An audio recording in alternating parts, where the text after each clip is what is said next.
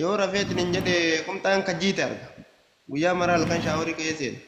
Adasatti yeroo jettu namuma noormaal akkasitti argitu itti si ka'amoo nama jaallatu jedha jentee itti si ka'amoo naan gallee moo dubartii bareedduu argitee natti si ka'a.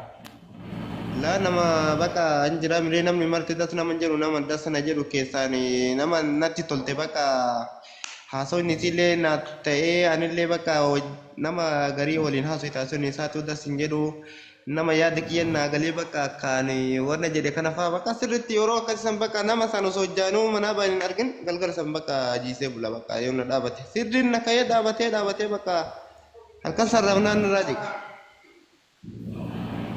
Amma dubbii kireef naa haajadha. Amma duraanii yeroo mana asitti miidiyaa irratti yookiin laayivii irratti argu jechaa turte.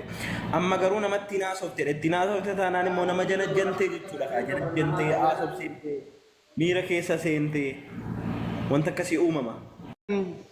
Yoo rafeetiin hin jedhe qomxaan kajjiite arga. Guyyaa maraa halkan shaaworii keesseen.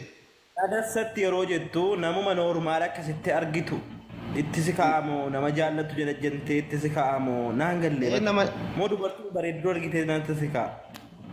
Laa nama bakka hin jira miree namni marti das nama jedhu nama dasana jedhu keessaan nama natti tolte bakka haasawni isillee na ta'ee anillee bakka nama garii waliin haasawii taasisuun isaatu das hin jedhu nama yaada kiyyannaa galee bakka akkaan warra jedhe kana fa'aa bakka sirriitti yeroo akkasisan bakka nama san osoo hojjaanuu manaa baay'een argin galgala san bakka jiisee bula bakka yoo na dhaabate sirriin na ka'ee dhaabatee bakka halkan sarrafnaan irraa jira.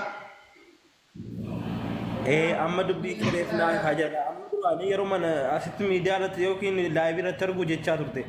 Amma garuu namatti naasofte. Itti naasofte taanaan immoo nama jala jantee jechuudha. Jala jantee haasofsiiftee miira keessa seentee wanta akkasii uumama.